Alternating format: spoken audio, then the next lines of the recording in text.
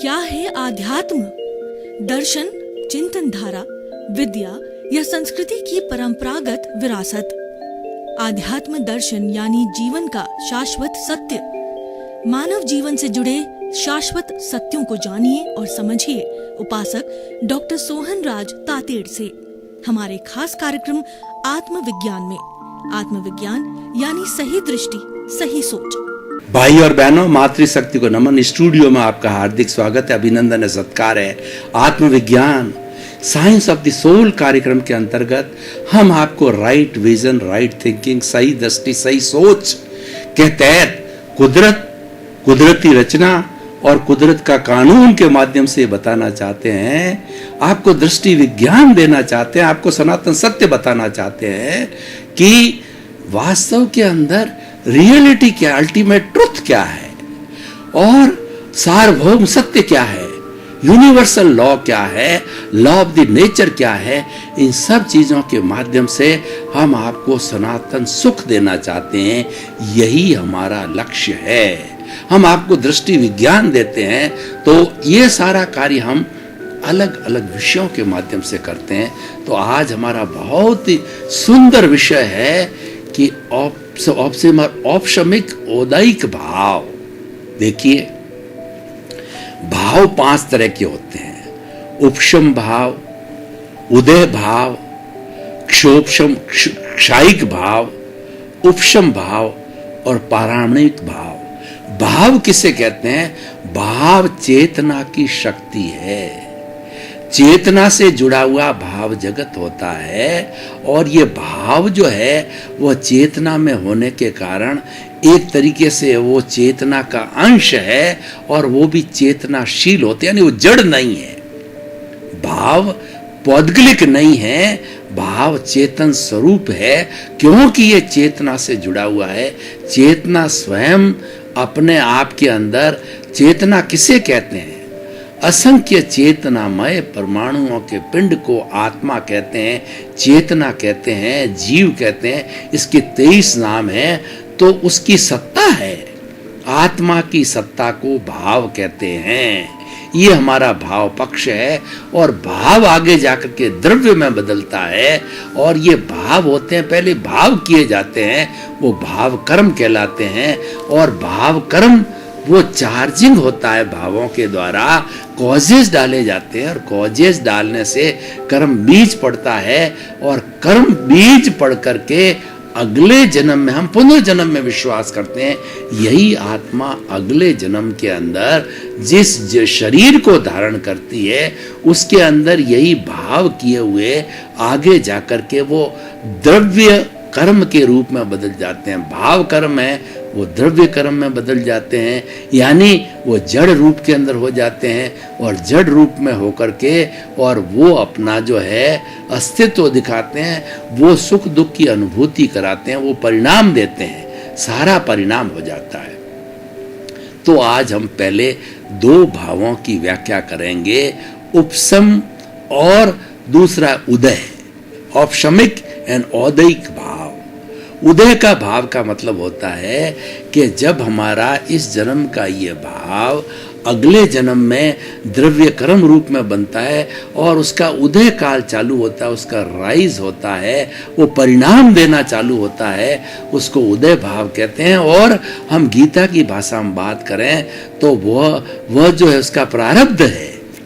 हमारे जन्म से मृत्यु तक जो है ये उदय भाव चलता रहता है, ये सारा परिणाम है। हम पिछले जन्म के अंदर जैसे खोज डाल करके आते हैं, जैसे कर्म बीज डाल करके आते हैं, इस जन्म के अंदर वो फिल्म जो साथ लेके आते हैं, मन वचन काया की ये तीनों बैटरियाँ हमारे वर्तमान समय के अंदर खुलती रहती है। गोभी के पत्ता पत्ते में पत्ता, पत्ते में पत्ता, पत्ते में पत्ता, ठीक उसी तरह से ये फिल्म खुलती रहती है और उसके अनुरूप जो है वो द्रव्य कर्म होते हैं, हमें सुख और दुख की अनुभूति कराते हैं। वो द्रव्य कर्म पाप और पुण्य के रूप में होते हैं। अगर पुण्योदय होता है तो हमें सुख की अनुभूति मिलती है, यानी हमें अच्छा परिवार, अच्छा बंगला, अच्छा रहन सहन, अच्छी गाड़ी, अच्छी संतान और खूब पैसा, सारी सुख शुद्ध और ऐश्वर्य मिलता है। और उसके विपरीत जो है हमारा उदय भाव है, पापोदय होता है, उसके विपरीत हमें झुग्गी, झोंपड़ी, लड़ाई, झगड़ा, कलह, बीमारी, आपस के अंदर जो है वो टिट-बिट्स चलती रहती है, और ये सारा जो है पापोदय के कारण होता है। और पुण्योदय के बाद पापोदय आता है, पापोदय के बाद पुण्य आता है, पूरे लाइफ साइकिल में चलता रहता है। कभी ऐसा नहीं होता है कि हर क्षण पुण्योदय हो या हर क्षण पापोदय हो, क्योंकि हर संजोग के साथ में वियोग जुड़ा हुआ रहता है। और ये संजोग है, ये सारा व्यवस्थित शक्ति जुटाती है, ये साइंटिफिक सर्कमस्टेंसेस, एविडेंसेस जुटाती है, सारी कुदरत जुटाती है। कुदरत ये कहती है कि जो ये हमारी कुदरत है वो नेचर माँ है, और ये 84 लाख जीवा योनि को जन्म देती है, और जन्म देते ही ये पंचभूतात्मक जो हमारी सृष्टि है, नेचर माँ है, प्रकृति है, कुदरत है, वो पृथ्वी, जल, अग्नि, वायु और आकाश 5 बेसिक एलिमेंट से बनी हुई होती है। और प्राणी मात्र, प्राणी कौन से? एकेंद्रिय, द्विंद्रिय, त्रियंद्रिय, चतुरेंद्रिय, पंचेंद्रिय, और नरक गति, तिर्यंच गति, मनुष्य गति, देव गति, ये समस्त प्राणियों की जो जो क्लासिफिकेशन, वर्गीकरण है, ये समस्त को जो है हमारी ये सृष्टि, नेचर माँ, कुदरत जो है 5 भूतों से जन्म देती है, 5 भूतों से पोषित करती है। और प्राणी मात्र उसका जब मृत्यु हो जाती है, जिसका आयुष्य समाप्त हो जाता है, तो ये पंचभूत वापस प्रकृति में विलीन हो जाते हैं, पृथ्वी में, जल में, अग्नि में, वायु में और आकाश के अंदर। तो भाई और बहनों, ये उदय काल है। उदय का मतलब राइज होता है, और राइज होने के बाद जैसा जैसा, देखिए राइज क्या, हम कोई भी कर्मों का बंधन करते हैं, कोई भी हम भाव करते हैं, तो हम जो भाव जो होता है करने के साथ में 4 स्थितियां एक साथ होती है। वो कौन सी होती है? प्रकृति, स्थिति, प्रदेश और अनुभाग। जो हमारा भाव है वो 4 भागों में बढ़ जाता है। प्रकृति का मतलब ये है कि ये भाव अगले जन्म में जाकर के द्रव्य कर्म रूप के अंदर प्रकृति यानी 8 तरह के मूल कर्म, ज्ञानावर्णीय, दर्शनावर्णीय, वेदनीय, मोहनीय, आयुष्य, नाम और गोत्र और अंतराय, इन 8 कर्मों और 148 प्रकृतियों के रूप के अंदर उसकी प्रकृति बनेगी। और स्थिति का मतलब ये जो हम भाव कर रहे हैं, भाव के द्वारा ही कॉजेज बढ़ते हैं, भाव के द्वारा ही कर्मों का अर्जन होता है। तो वो कितने समय तक जो है वह कर्म इस आत्मा के साथ में जुड़ा रहेगा, यानी कार्बन शरीर के अंदर रहेगा, मौजूद रहेगा। प्रकृति, स्थिति, प्रदेश यानी कर्म जो है चतुस्पर्शी पौद्गलिक कर्म होते हैं, तो बकायदा उसका एक एक पुद्गल की कैलकुलेशन है, प्योर मैथमेटिक्स है। कर्म सिद्धांत, कर्म विज्ञान की प्योर मैथमेटिक्स है कि हमारा जज गड़बड़ कर सकता है और किसी हम गलती कर सकते हैं, लेकिन हमारा कर्म विज्ञान बिल्कुल नहीं गलती कर सकता। कर्म विज्ञान ही कुदरत है, कुदरत से कोई भी गलती नहीं होती है। कुदरत तो जैसा भीतर का उपादान होगा उसके अनुरूप जो है निमित्त ला करके खड़ी कर देती है। अगर उसके व्यक्ति के पुण्योदय है तो पुण्य के निमित्त लाके खड़ी कर देती है। कार है, बंगला है, वस्तु और व्यक्ति को भी खड़ा करती है, जो कि उसको सहयोग देने वाला मिल जाता है, उसको धन की प्राप्ति कराने में सहयोगी मिल जाता है। वस्तु और व्यक्ति दोनों आ जाता है। और उसके विपरीत पापोदय भी होता है, मारने वाला मिल जाता है, घूंसे मारने वाला, प्रॉपर्टी को छीनने वाला और पैसे को हड़प करने वाला और सड़क पर फेंकने वाला, और ऐसी ऐसी संतान भी मिल जाती है जो कि आपको कुंभ के मेले के अंदर छोड़ के आ जावे, वृद्धाश्रम में भर्ती करा के आए, चाहे आपने जीवन भर जो है उनका भरण पोषण किया हो। तो भाई और बहनों, प्रकृति स्थिति उसके प्रदेश होते हैं, कितने उसके परमाणु होंगे, और प्रकृति स्थिति अनुभाग के जब ये द्रव्य रूप के अंदर उदय में आएगा, तो उदय में आने के बाद जो है वो किस तरीके का परिणाम देगा, कैसा रस देगा, उसको जो है वो अनुभाग कहा जाता है कि किस तरीके से वो व्यक्ति को सुख दुख की अनुभूति कराएगा। तो ये सारा हमारा औदैहिक भाव है, उदय का भाव है, और ये जीवन भर चलता रहता है पुण्य और पाप के रूप के अंदर। ये हर क्षण जो है चलता रहता है। देखिए ये फिल्म है जीवन भर की। मैं आपको उदाहरण देना चाहता हूँ। हम किसी थिएटर में जब फिल्म देखने जाते हैं तो 2.5 घंटे की फिल्म होती है। उसके अंदर हीरो होता है, हीरोइन होती है, विलियन होता है, हीरो हीरोइन मिलते हैं, उनके अंदर प्रेम होता है और प्रेम थोड़ा गहरा होता है और शादी होने के समय होती है।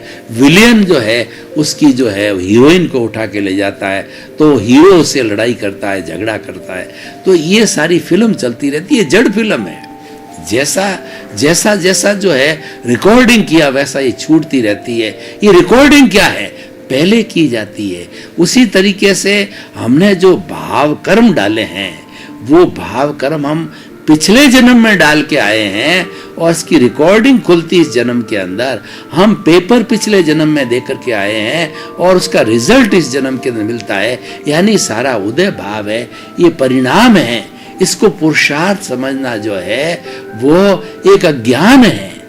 ये पुरुषार्थ नहीं है, परिणाम है, क्योंकि हम लेकर के आए हैं। व्यक्ति साधु बन सकता है, व्यक्ति लुटेरा बन सकता है जैसा हम लेकर के आए हैं, और व्यक्ति धार्मिक बन सकता है, व्यक्ति अधार्मिक बन सकता है, चार्टर्ड अकाउंट, सीए, इंजीनियर, कुछ भी बन सकता है। ये पूर्व जन्म के अंदर जैसी जैसी प्रतिष्ठा करके आया है, जैसे जैसे भाव जो कि आज हमारा भाव जगत विषय है वो करके आया है, उसके अनुरूप जो है खुलता रहता है। मैं आपको एक उदाहरण देना चाहता हूँ।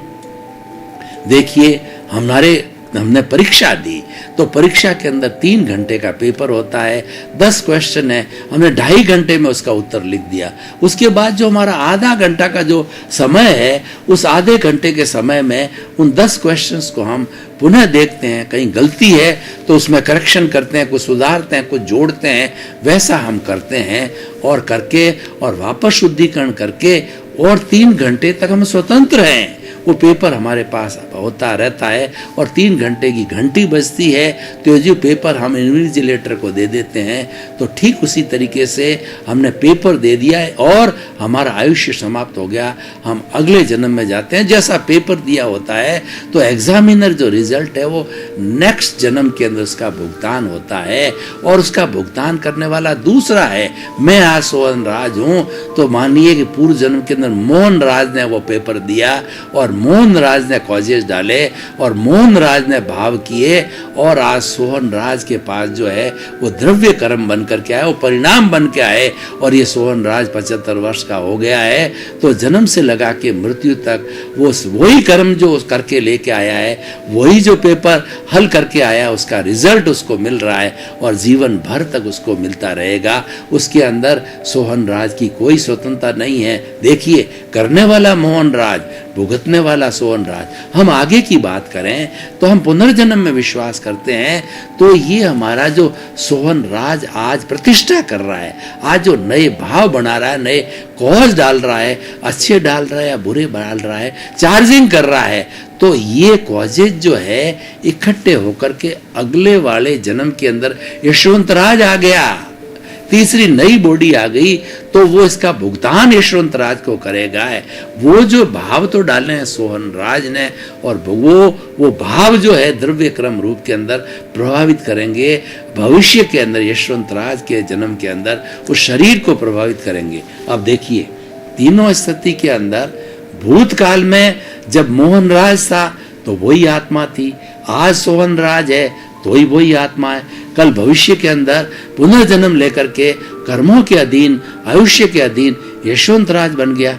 तो आत्मा तीनों पोजीशन में एक है और वो आत्मा शाश्वत है, वो मूल आत्मा है, उसमें कोई परिवर्तन किसी समय में नहीं होता है, केवल शरीर के अंदर उसकी प्रेजेंस रहती है। और ये जो कॉजेज है, ये जो भाव है, यही कर्मों का बंधन करते हैं, चार्जिंग करते हैं और अगले जन्म में जाकर के द्रव्य कर्म के रूप में, डिस्चार्ज के रूप में चलता रहता है। ये चार्ज डिस्चार्ज चलता रहता है और ये चार्ज डिस्चार्ज होकर के जब शून्य हो जाता है। शून्य कैसे होता है, मैं उदाहरण देना चाहता हूँ कि आपने बैंक अकाउंट खोला होगा, सेविंग बैंक के अंदर जब आप पैसे डालते हैं तो आपके क्रेडिट हो जाता है, जब पैसे निकालते हैं तो आपके डेबिट हो जाता है। आपने 10,000 रुपये पहले डाल के क्रेडिट किया, फिर 2,000 3,000 करके 10,000 पूरे निकाल दिए तो डेबिट क्रेडिट हो गए, बैलेंस जीरो हो जाता है। ठीक उसी तरीके से हमारी ये चार्ज डिस्चार्ज कर्मों का बैलेंस जीरो हो जाता है, यानी हमारे डिस्चार्ज होकर कर्म जड़ते हैं, जिसको कि हम निर्जरा कहते हैं। भगवान ने निर्जरा को धर्म बताया है। और जब कर्म हम जब चार्ज करते हैं तो ये जो कर्म जो है हमारा आश्रव कहलाता है, ये कर्मों का बंध कहलाता है। और झड़ने को निर्जरा कहते हैं। झड़ने से हमारा कर्म शरीर हल्का होता है। कर्म शरीर हल्का होने का अर्थ होता है आत्मा हल्की होती है, क्योंकि आत्मा के एक एक प्रदेश पर असंख्य असंख्य जो अनंत अनंत जो है कर्म के परमाणु चतुस्पर्शी जो है 8 कर्मों के परमाणु उसके अंदर पड़े हुए। और ज्यों ज्यों ये वॉश होते हैं, ज्यों ज्यों उसकी निर्जरा होती है, dissociation of the Karma from the कार्मिक body or from the causal body or from the soul is called the nirjara. Dissociation is nirjara, and God has told dissociation as a religion. उसको धर्म कहा है, उसको जो है धर्म की संज्ञा में दी है। भगवान ने 2 तरह के धर्म बताए। दूसरा एक धर्म होता है संवर धर्म होता है। संवर का मतलब प्रत्याख्यान, ये जो हमारे भीतर पुण्य और पाप का जो कर्म यानी राग द्वेष, जो हमने राग द्वेष के साथ जुड़ाव छोड़ दिया, जो फिल्म चल रही है उसमें हम उपेक्षा के भाव करते हैं, उसके साथ जुड़ते नहीं, कोई प्रतिक्रिया नहीं देते, अपनी कोई ओपिनियन नहीं देते, अपना कोई अभिप्राय नहीं देते, हम साइलेंट रहते हैं। साइलेंट रहने का मतलब है कि हमने संवर किया, हमने तप किया। तप है वो संवर है, और निर्जरा उसकी निष्पत्ति है। तो संवर जो साधना है और निर्जरा उसकी निष्पत्ति है, झरण होता है, वो उसे झरता रहता है। संवर है वहां पे, निर्जरा निश्चित रूप में होगी। भगवान ने कहा नेसेसरीली हर संवर के साथ में निर्जरा रहती है। तो भाई और बहनों, ये सारा उदय काल है और बंद का हमने बताया। उदय और बंद की हमने बात की। उदय तो कर्म खुलता रहता है और बंद है बनता रहता है। उदय को हम डिस्चार्ज कहते हैं और बंद को हम चार्जिंग पॉइंट कहते हैं। तो ये तो सारा हमारा औदैहिक भाव हुआ। दूसरा होता औपशमिक भाव। देखिए, मैंने जैसे बताया कि हम भाव जगत करते हैं, तो भाव जगत करके और जैसा जैसा हमने कॉज डाला है वो कॉज डाल करके हमारे कॉजल बॉडी में जाकर के जुड़ जाता है। तो उदय काल तो चल रहा है, लेकिन उसके साथ साथ में भीतर जो है हमारा संचय किया हुआ भरा हुआ माल भीतर पड़ा है। सारा नहीं निकल जाएगा एक जन्म के अंदर, कई जन्म लेंगे जब वो सारा निकलेगा। और जब वो सफाई कब होगी कि आप नए आश्रव को रोक दोगे, नए कर्मों को बंधन नहीं करोगे। और संवर के माध्यम से आश्रव को रोका जाता है। आश्रव को बंद करने का नाम ही संवर है। तब जो भीतर जो हमारा भरा हुआ माल है धीरे धीरे झरण होता रहेगा।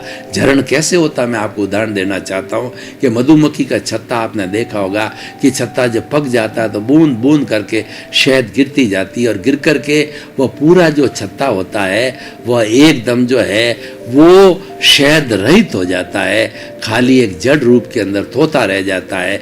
उसी तरीके से हमारा ये कर्म झड़ झड़ करके कार्बन शरीर जीरो हो जाता है। तो जीरो होते ही हमारी आत्मा सिद्ध बुद्ध और मुक्त हो जाती है। तो मैं क्या कहना चाहता हूँ कि जो कर्म शेष बचे हुए हैं वो आत्मा के साथ में और हमारे कार्बन शरीर के अंदर पड़े हुए, तो उसको उपशमिक भाव बोलते हैं, उसको उपशम कहते हैं। उपशम की परिभाषा मैं एक उदाहरण देना चाहता हूँ। उपशम को जो है एक जो हमारा कहना चाहिए खीरा होता है, उस खीरे के ऊपर राख आ जाती है। जब जो अग्नि के ऊपर राख आ जाती है तो वो खीरा दिखाई नहीं देता, लेकिन उसके ऊपर जब पाँव पड़ता है तो हमको गर्मी महसूस होती है। या हवा चलती है तो हवा चल करके और उसके ऊपर की राख हवा उड़ा देती है। तो वही जो है वही अंगारा जो है दावा न लगा सकता है पूरे जंगल में हवा के साथ में ऑक्सीजन, क्योंकि उसकी अंगारे की जो अंगारे का जो भोजन होता है वो ऑक्सीजन होती है। जो ही अंगारे को ऑक्सीजन मिली और हवा चली तो वह दावा नल करके पूरे जो है वह जंगल को भी जला सकती है। एक चिनकारी पूरे जंगल को जला सकती है। तो इसका मतलब इसके ऊपर जो अग्नि पड़ी हुई थी वो उपशम है। और अग्नि जैसा हटते ही जो दवा न लगाने की बात आई, इसका मतलब उदय काल आ गया और उदय काल के अंदर वो भस्मीभूत कर देता है पूरे जंगल को। तो उसी तरीके से हमारा कर्म जब उदय में आता है, उदय में आकर के राजा से रंक बना देता है, रंक से राजा बना देता है और कोमा में आदमी को डाल देता है। आदमी के डायबिटीज है, किडनी है, मतलब कुछ भी बड़ी से बड़ी बीमारी आ सकती है और कर्म का फल इतना जबरदस्त होता है कि वो अच्छे व्यक्ति को भी जेल भिजवा सकता है। ये सारा उदय के अनुरूप होता है और उदय का जो है हम भाव पीछे से लेकर गाते हैं। तो आज हमने 2 कर्मों की विवेचना की, वो उपशम भाव, और ये भाव कर्म ही आगे जन्म में जाके में द्रव्य कर्म बनते हैं। पहले भाव बनता है फिर द्रव्य होता है। इसलिए कहा गया है कि भाव बिगाड़ोगे तो भाव बिगड़ेगा, भाव सुधारोगे तो भाव सुधरेगा। अगर हम भाव करते ही नहीं हैं, अगर जो है हम हमारे भीतर जो चल रहा है और सारा हमारे मन वचन काया रूपी जितना भीतर ये जो फिल्म चल रही है वो सब का भुगतान है विचारों के द्वारा होता है। तो इसलिए कहा गया विचारों को बाईपास करो, विचारों के साथ जुड़ो मत। विचारों के साथ जुड़ गए तो राग द्वेष रूपी अशुद्धि पैदा हो गई और वह अशुद्धि पैदा होते ही जो है आपके कॉजेज पड़ जाएंगे और कॉजेज पड़ करके और आपको अगले जन्म के अंदर वो जो कर्म बीज डाला है वो कर्म फल देगा सुख दुख की अनुभूति में, पुण्य पाप के रूप में। पुण्य और न डालोगे तो आत्मा जो है धीरे धीरे 2-4 भव जो आपका डिस्चार्ज जन्म जन्मांतर का इकट्ठा हुआ है, नए कर्मों का बंधन संवर के द्वारा हमने रोक दिया। हमने आश्रव के ऊपर जो है आश्रव को ब्लॉक कर दिया, उसके आने के नाले को, पुण्य पाप के कर्मों के आने के नाले को रोक दिया। उसको हम आश्रव को रोकने को संवर कहते हैं और संवर प्रत्याख्यान है। जितना भी त्याग है वो संवर है। और सबसे बड़ा संवर क्या है कि अपने भीतर विराजमान शुद्ध आत्मा भगवान से प्रार्थना करो कि हे मेरे भीतर विराजमान शुद्ध आत्मा भगवान, मैं आपसे अभेद स्वरूप हूँ, आपसे तन्मयाकार हूँ, आप मुझे आशीर्वाद दो, आप मुझे जागृति दो, शक्ति दो कि मेरे द्वारा जो है इस पूरे जीवन काल के अंदर किसी भी प्राणी से, मन से, वचन से, काया से, करने से, करवाने से, अनुमोदने से प्राणी मात्र को दुख ना हो। ये सारा दुख है, यही पाप है। और किसी को हम सुख देते हैं तो उससे पुण्य होता है, बिल्कुल। क्योंकि हमारी जो संसार का जो नियम है, बिना कारण के कोई कार्य नहीं होता है। हम किसी को सुख दुख देते हैं तो हमें पुण्य पाप रूप के अंदर वो परमाणु, जब जो है परमाणु उदय में आते हैं तो जो पुण्य के, जो सुख दिए हुए पुण्य के परमाणु हैं हमें सुख देते हैं और दुख दिए हुए जो परमाणु हैं पाप के रूप में उदय होकर के हमको जो है दुखी बनाते हैं। तो ये सारा क्रम चलता रहता है और इन सब को रोकना, किसी को दुख न देना, ये संसार का सबसे बड़ा संवर है। और किसी को दुख देना ये सबसे बड़ा आश्रव है। और यही आश्रव जो है हमारे कर्मों का संचय कराता है। और संवर को तो भगवान ने जो है धर्म बताया, जहाँ संवर होता है वहाँ कर्मों का आने का द्वार रुक जाता है और आप जो है धीरे धीरे निर्जरा, जो कि हर संवर के साथ निर्जरा जुड़ी होती है, और उस निर्जरा को, उस प्रत्याख्यान को करके किसी को दुख न दे करके, और आप जो है धीरे धीरे जो है सारा बर्फ की शिला की तरह जो आपका डिस्चार्ज जन्म जन्मांतर का है, ये जब शून्य झरण हो जाएगा तब आप जो है 0 लेवल पे सिद्ध बुद्ध मुक्त और बन सकते हो। भाई और बहनों, आज औपशमिक और उदय भाव को जो हमने बहुत ही सांगोपांग उसका अध्ययन किया, तो इसको हम आज के परिप्रेक्ष्य के अंदर हम जोड़ना चाहते हैं, निष्कर्ष के रूप में हम लाना चाहते हैं। तो देखिए, व्यक्ति अगर कोई भी अच्छा सज्जन व्यक्ति, कोई भी चिंतक व्यक्ति जो है दोनों भावों के अर्थ को समझे तो उदय भाव के अंदर जो कुछ चल रहा है उसको एक्सेप्ट करेगा, उसको कहेगा हुआ सो न्याय, क्योंकि वो जानेगा कि मैं करता नहीं हूँ।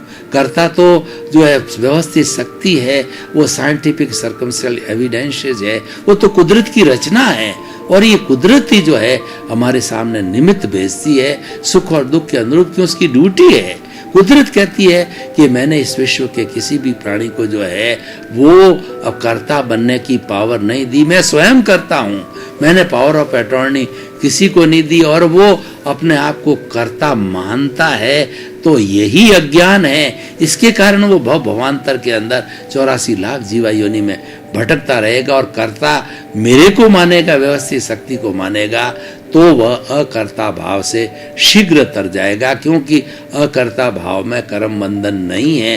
ये निष्काम अकर्ता भाव, गीता की भाषा में बात करें तो निष्काम कर्म है, फल रहित कर्म है। तो उससे जब फल रहित कर्म होते हैं तो हमें किसी तरह का नए कर्मों का बंधन नहीं होता है। कहने का अर्थ ये है कि जो चल रहा है हमारा, ये सारा उदय भाव है और उदय भाव को चलने दो, उसके साथ में टांग मत अड़ाओ। भाई और बहनों, आपका बहुत बहुत धन्यवाद। आप आत्मविज्ञान कार्यक्रम देखते रहिए, ये आपको सुपर नॉलेज देता है, ये आपको सनातन सत्य बताता है, कुदरत का कानून, कुदरत की रचना और कुदरत के बारे में बताता है, ये दृष्टि विज्ञान देता है, आपकी समझ को खुला करता है। इसी कारण आपको इस सनातन सत्य के माध्यम से आपको जो है सनातन सुख देना हमारा कर्तव्य है और हमारा यही उद्देश्य है। तो इसी क्रम के अंदर आपका जीवन आनंदमय हो, मंगलमय हो। आपके प्रति बहुत बहुत शुभकामनाएं। आत्मविज्ञान में आत्मविज्ञान यानी सही दृष्टि, सही सोच।